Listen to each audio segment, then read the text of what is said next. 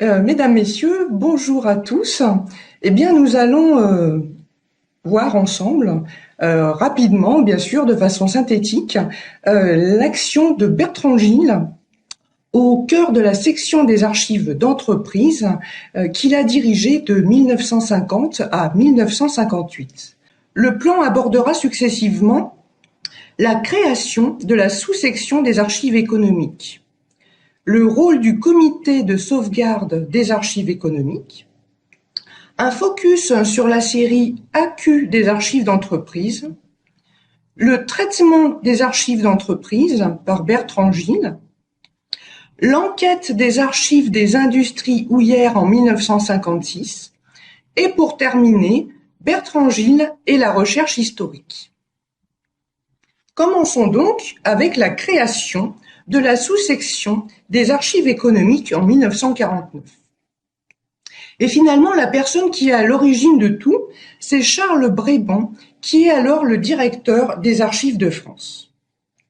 C'est lui qui crée en fait cette section. Il crée une section des archives privées, c'est ça qui est fondamental, mais dans laquelle s'intègrent les archives économiques. On dit aujourd'hui les archives d'entreprise. Il écrit au ministre de l'Éducation nationale, qui à l'époque gère les archives, que les archives d'entreprise sont dans une situation sinistrée. Et donc là, je vais le citer. La dernière guerre a considérablement aggravé une situation déjà sérieuse. L'action de la défense passive, donc de 1939, pour faire vider les greniers, l'échange des vieux papiers contre du papier neuf ont eu des conséquences désastreuses, surtout en ce qui concerne les archives d'entreprise. Cet argument a-t-il porté ou ému le ministre?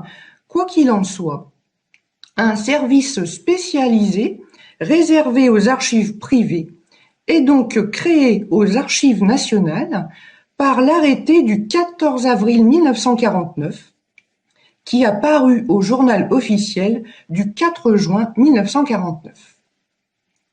Charles Brébant fait appel au conservateur Michel François et il le charge de mettre au point l'organisation de cette nouvelle sous-section.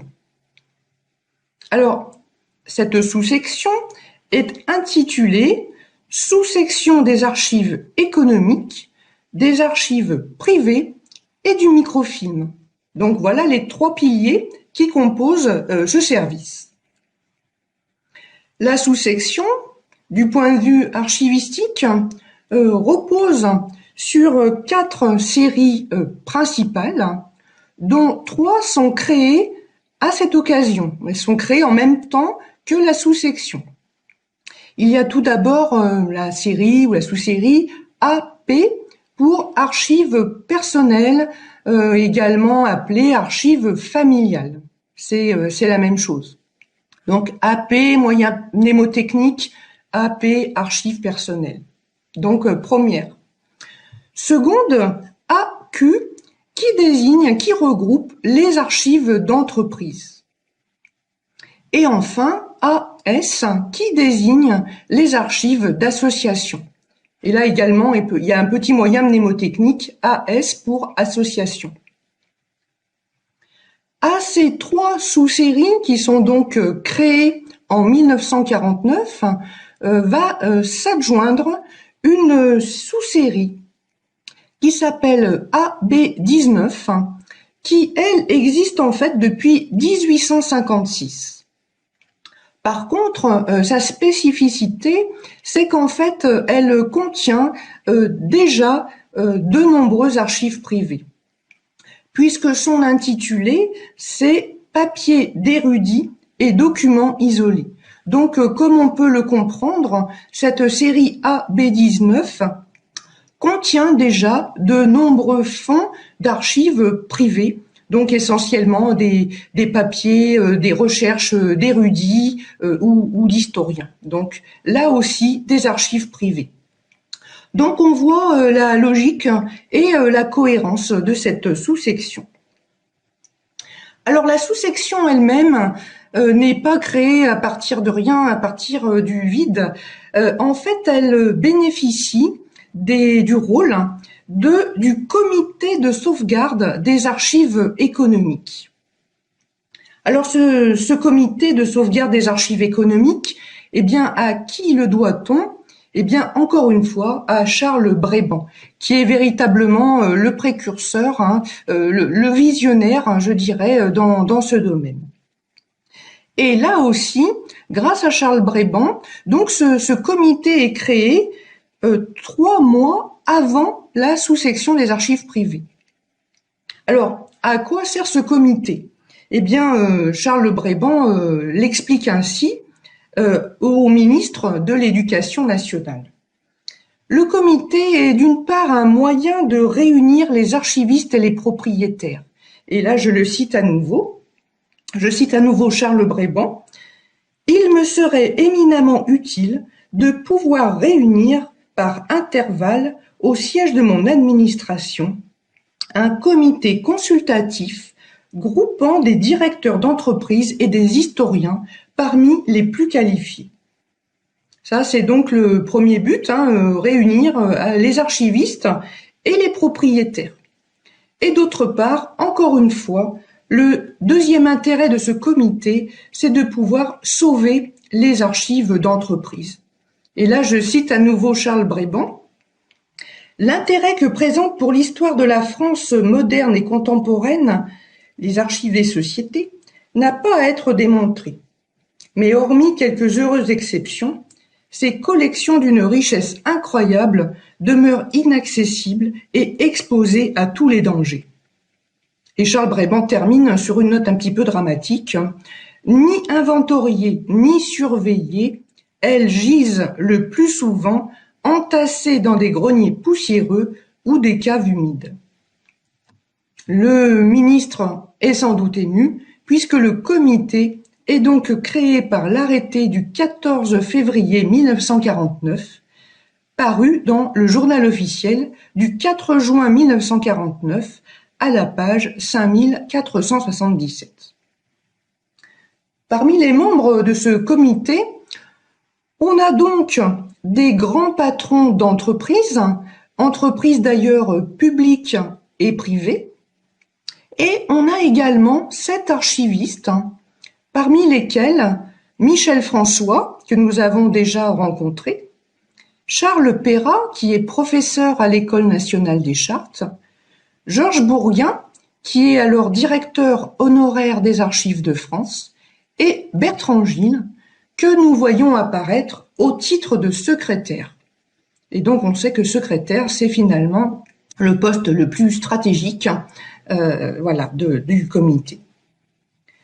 Notons que simultanément est créé le comité de sauvegarde des archives privées, qui est un peu son jumeau, mais qui lui est spécialisé et orienté vers les archives personnelles et familiales, et que l'on peut rattacher à cette fameuse série AP que j'ai citée il y a quelques minutes. On ne sera pas étonné d'apprendre que le secrétaire adjoint de ce comité n'est autre que Bertrand Gilles. Alors le rôle de ce comité, comme le disait Charles Brébant, c'est de réunir des archivistes et des propriétaires et de sauver les archives. Et à travers les procès-verbaux des séances du comité, on voit qu'effectivement son rôle est essentiel, puisqu'en réalité, il aborde et élabore en amont, je dirais, les grands principes et les actions à mener. Ces grands principes et ces actions, en fait, on les verra appliqués concrètement dans le cadre de la section des archives d'entreprise dirigée par Bertrand Gilles. Et nous allons faire un petit focus d'ailleurs sur cette série AQ aux Archives nationales qui conserve donc les archives d'entreprise. Bertrand Gilles, car c'est lui le pivot de toute cette action, Bertrand Gilles avait sollicité un emploi aux Archives nationales le 5 septembre 1950. et il entre en fonction le mois suivant, en octobre 1905. Et à la tête de cette section des archives privées d'entreprises et des microfilms, eh bien, il se consacre immédiatement à la série AQ, qui finalement est le cœur de son action. Il commence déjà à la renommer, à lui donner un nouveau nom pour clarifier en fait son contenu. Car en effet, la série AQ initialement s'appelle, alors je cite, Archives économiques privées, ou bien même Archives économiques et financières, papier d'homme d'affaires. Mais ce n'est pas assez clair, le terme paraît ambigu, paraît finalement alambiqué, et à partir d'octobre 1950, eh bien Bertrand Gilles l'a fait renommer, comme je le disais, et elle devient la sous-série des archives d'entreprise. Et ce nom d'ailleurs est toujours actuel, donc il n'a pas changé. Et là, l'intérêt, c'est qu'on a effectivement une définition, je dirais, claire du contenu de la série AQ. Alors, cette série AQ, donc, qui contient les archives d'entreprise, eh bien, vous allez me dire, est-ce qu'il y avait déjà des fonds d'entreprise aux archives nationales avant la création de cette fameuse série AQ? Eh bien, la réponse est oui, et Bertrand Gilles indique qu'il a finalement extrait de divers fonds, de diverses séries des archives d'entreprise. Il en a extrait essentiellement de cette fameuse série AB19 des papiers d'érudits que nous avons déjà évoquée. Mais il extrait également des fonds d'entreprise, par exemple de la série AJ20. Voilà, c'est le cas par exemple de la 3e compagnie des Indes, et également du fonds Marine, donc double H1 à 234, qui concerne la Compagnie Générale Transatlantique. Donc on voit que finalement des fonds d'entreprise existaient déjà, mais qu'ils étaient dispersés dans d'autres séries qui d'ailleurs relevaient parfois d'archives publiques. Alors, combien représentaient ces fonds? Eh bien, selon Bertrand Gilles, ces fonds étaient au nombre de 16 et représentaient 3957 articles. Notons, pour être exact, que dans un souci de rigueur, dans une note du 26 janvier 1957, Bertrand Gilles précise, donc 7 ans après, qu'après vérification, si on peut dire, il a découvert que certains fonds qui étaient dans cette série AQ des archives d'entreprise, en réalité n'en étaient pas. Et donc, si vous voulez, on a eu l'effet inverse, c'est-à-dire des fonds qui étaient dans la série AQ, eh bien, sont repartis, ont été reclassés dans la série AP, donc archives familiales et personnelles, ou bien en AB19. Cette série AQ, c'est évidemment le cœur de l'activité de Bertrand Gilles, et donc on n'est pas étonné de savoir que l'accroissement de ces fonds, c'est-à-dire le nombre d'archives qui ont été confiées, déposées notamment aux archives nationales, eh bien cet accroissement est très rapide et se fait à un rythme soutenu.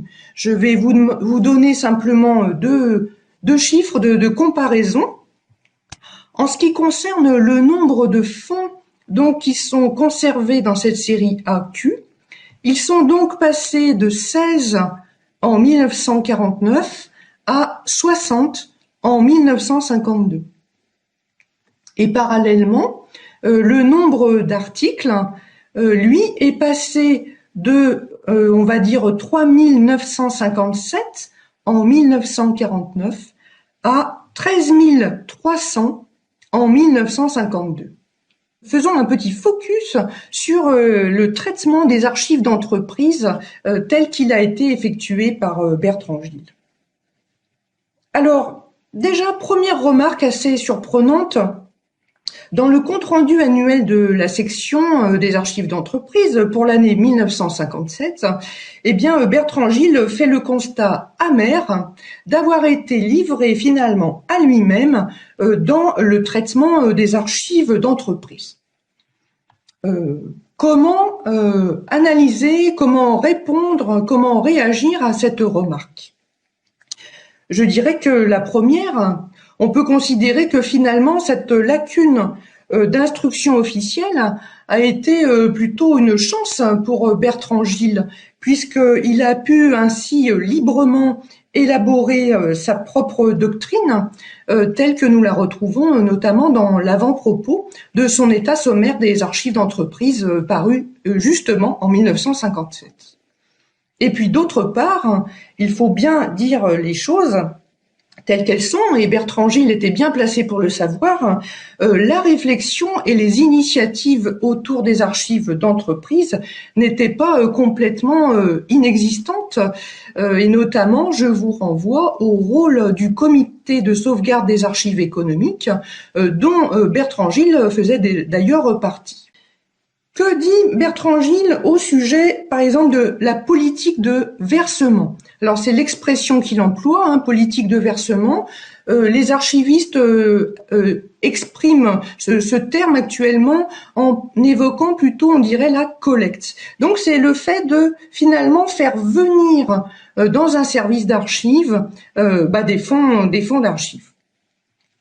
Là aussi, aucune directive officielle n'a été donnée, c'est le leitmotiv de Bertrand Gilles, mais par contre, des opérations de recensement ont été lancées dès 1949. On a, par exemple, déjà, donc en 1949, déjà, on a la circulaire des archives du 1er mars 1949 qui invitait les archives départementales à dresser l'inventaire des fonds d'archives économiques non encore répertoriés. Donc voilà déjà une circulaire de la direction des archives de France. Et les réponses reçues faisaient état, donc au 13 novembre 1950, de 103 fonds déposés aux archives départementales et de 185 fonds conservés sur place par les entreprises. Donc voilà, première opération de recensement. Deuxième opération, deuxième exemple, c'est la proposition du comité de sauvegarde des archives économiques, donc le 14 juin 1949, de recenser les archives économiques en s'inspirant du questionnaire envoyé aux entreprises par le Council for the Preservation of Business Archives à Londres. Et en fait, cet exemple, cette initiative était assez intéressante puisque le fameux Conseil de sauvegarde des archives d'entreprise, anglais, vous noterez que c'est sa traduction exacte, avait directement envoyé aux entreprises, des questionnaires sur leurs propres archives. Donc le contenu, l'état, voilà. Alors, vous me direz, le recensement, c'est-à-dire en fait la connaissance de la localisation, de l'endroit où se trouvent les archives, n'est pas exactement la collecte, qui est en fait l'acte de confier ces archives à un service d'archives. Et donc, je rebondirai en disant qu'effectivement, le problème des archives privées, le problème essentiel de la collecte des archives privées, c'est éventuellement la réticence des propriétaires, puisque dans ce domaine, la collecte se fait sur initiative du propriétaire. Finalement, c'est lui qui détermine, qui choisit si oui ou non il veut confier ses archives à un service d'archives. Et les réticences existent. Et l'une des raisons, c'est que évidemment les entreprises quelquefois hésitent beaucoup à à se séparer de leurs archives, tout simplement parce qu'elles en ont besoin. Et d'autre part, il y a quelquefois la réticence à confier des archives privées d'entreprises à l'État. En 1949, Charles Brébant était conscient de cette réticence et il tentait de rassurer les industriels en leur disant « Vous n'avez rien à craindre de l'État. Il s'agit seulement d'attirer votre attention sur la valeur historique des documents que vous possédez. » Et d'autre part, en 1956, Bertrand Gille évoque également ce problème en disant, je le cite, « Certaines industries, plus méfiantes sans doute que d'autres, se laissent difficilement approcher. » Et il cite comme exemple l'industrie textile. Alors, quels ont été les moyens d'action de Bertrand Gille? Quelle a été sa politique de traitement des archives d'entreprise? Eh bien, première chose, il a favorisé le dépôt donc des archives d'entreprise. Et pourquoi?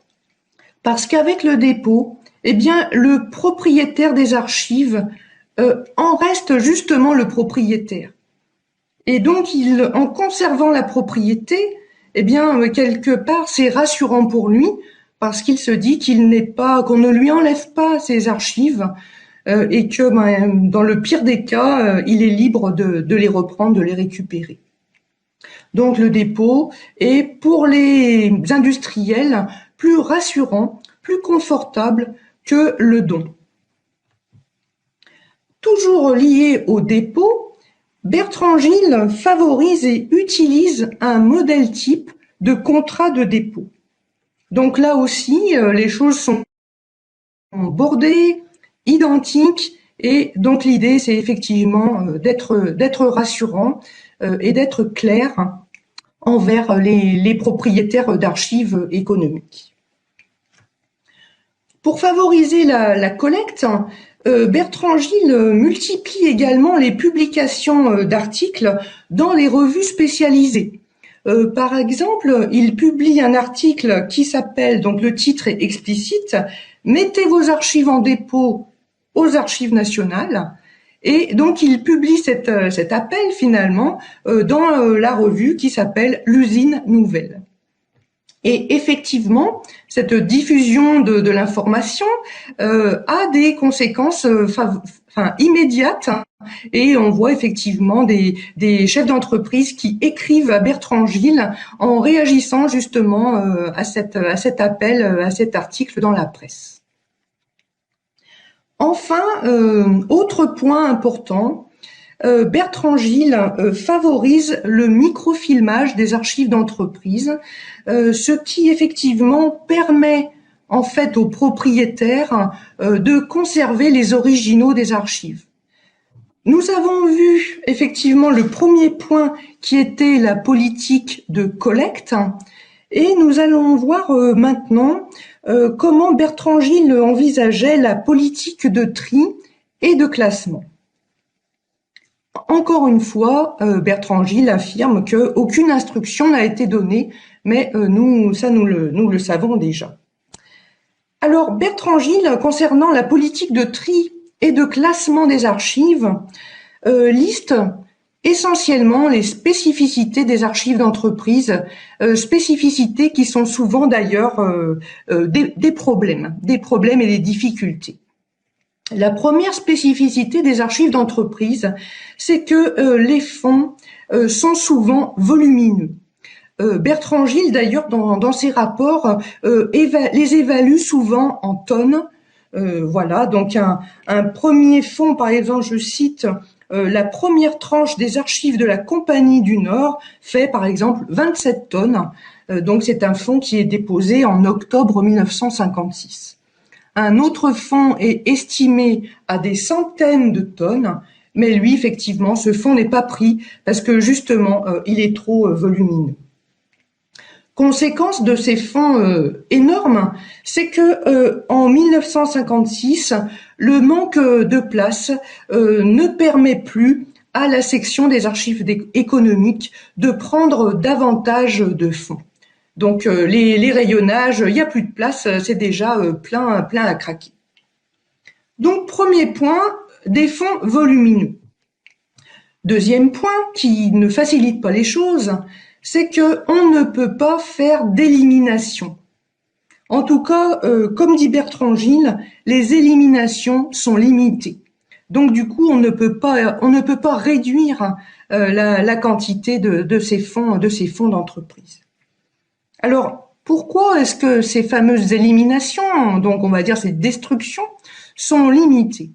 Eh bien, en fait, Bertrand Gilles voit deux raisons essentielles. La première, c'est que comme les fonds sont déposés, eh bien, il faut que l'archiviste demande au propriétaire d'archives son autorisation pour pouvoir détruire des documents. Et la réponse, vous l'imaginez, c'est que souvent la réponse est négative et donc l'archiviste, comme ces archives ne lui appartiennent pas, eh bien il n'est pas autorisé donc à les détruire et donc à faire du tri.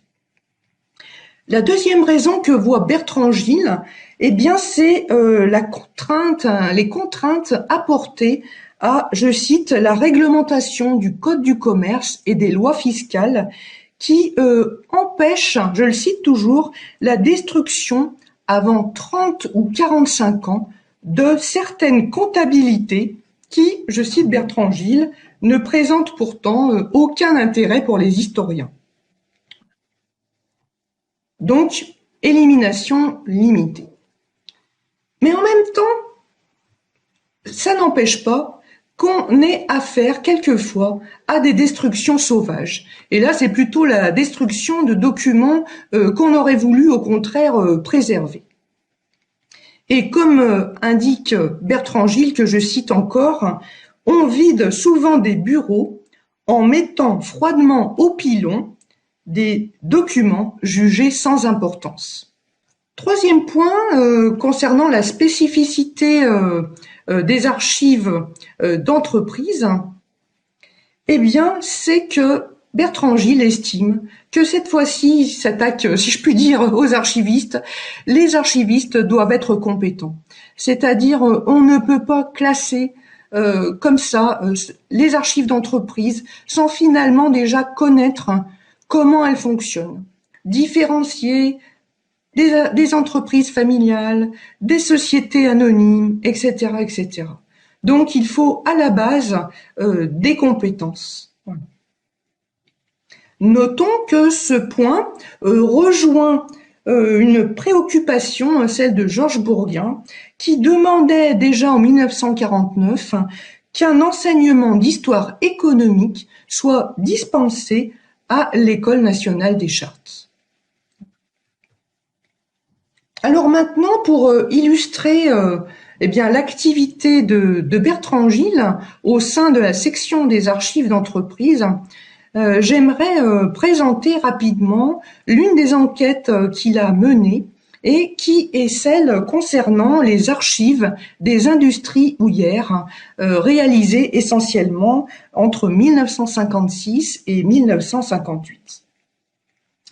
En fait, Bertrand Gilles s'intéresse donc à la localisation de ces archives et il effectue pour cela plusieurs missions sur place, notamment à Saint-Étienne, à Alès et à Decazeville, et il constate de profondes disparités selon les régions et le statut des entreprises. Les idées, les préconisations de Bertrand Gilles, après avoir fait donc cette enquête de ce recensement de la localisation des archives, eh bien, il préconise quelque chose d'assez original, c'est d'affecter un bâtiment inutilisé comme bâtiment d'archives pour conserver ces archives. Et il y aurait donc un bâtiment par bassin.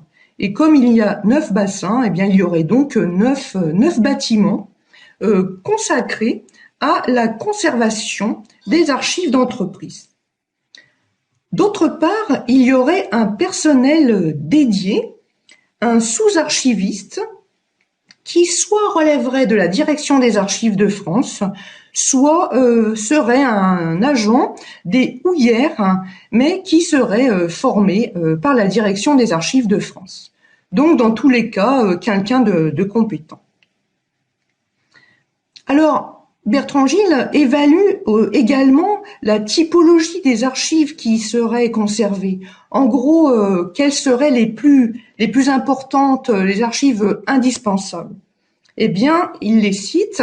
Je vous donne quelques exemples.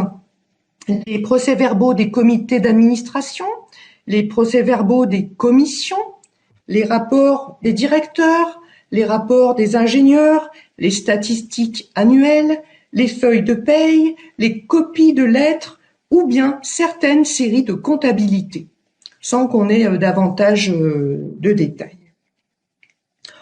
Autre point important, et c'est là qu'on voit l'esprit pratique et concret de Bertrand Gilles, c'est que le tri, le classement et l'inventaire de ces archives seraient en fait effectués en amont, avant que ces archives ne rejoignent le bâtiment. C'est en fait tout le travail de classement serait fait avant, et les archives qui viendraient être conservées dans ce bâtiment, eh bien en fait seraient déjà classées. Donc économie de temps, économie d'argent, économie de place. Voilà l'avantage.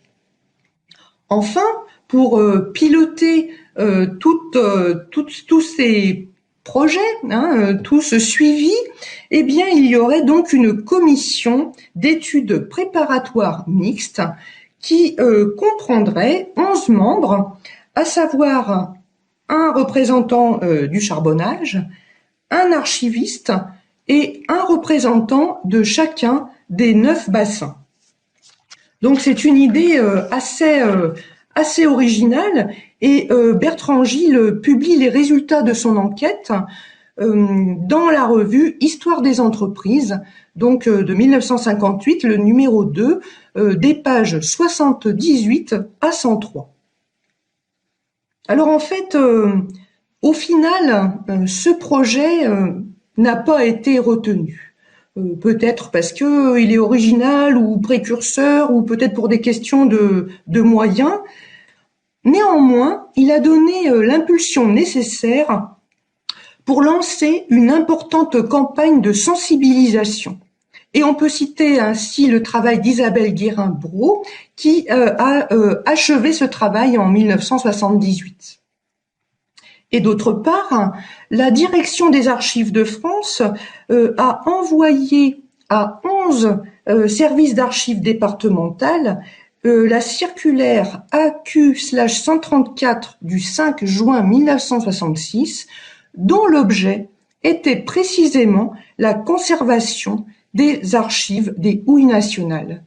Donc on va dire que si l'idée du bâtiment n'a pas été retenue, en tout cas le mouvement et l'intérêt pour les archives des entreprises houillères a été poursuivi. Donc à ce stade-là, c'est un succès pour Bertrand Gilles. Tout ce travail de recensement d'archives, de collecte d'archives, de classement d'archives, j'allais dire, à qui est-il destiné? Eh bien, en fait, aux chercheurs, aux historiens qui ont besoin de ces sources pour pouvoir travailler et faire des découvertes dans le domaine historique.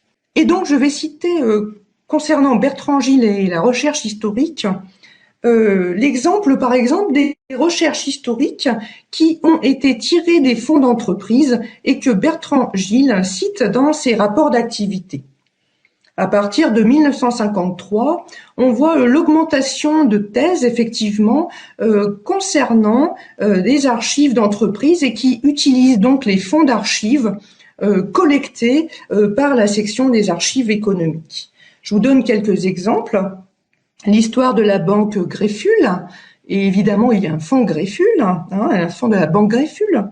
L'histoire de la maison Briancio, l'histoire de la société Saint-Gobain, l'histoire des mines du Nord, l'histoire du Crédit Lyonnais, l'industrie Lorraine, la banque protestante, les sociétés de navigation sur le Rhône, ou encore la structure des prix de gros dans la métallurgie. Alors, cette bonne nouvelle, on va dire, donc est néanmoins compensée. Il y a quelquefois effectivement des échecs pour Bertrand Gilles, et notamment, il a créé entre décembre 1955 et novembre 1956 un laboratoire de recherche sur l'histoire des entreprises qui n'a duré que le temps de publier 4 fascicules et qui ensuite a dû suspendre sa publication faute de personnel. Voilà. Et l'autre point, je vais terminer avec la thèse complémentaire de Bertrand Gilles, qui effectivement est archiviste, mais est également historien. Et donc Bertrand Gilles a rédigé sa thèse complémentaire qui est intitulée donc Recherche sur la formation de la grande entreprise capitaliste, donc de 1815 à 1848. Donc cette thèse est complémentaire parce qu'en fait elle complète donc ce que l'on appelait une grande thèse, et la grande thèse de Bertrand Gilles s'appelait les banques françaises de 1818 à 1848.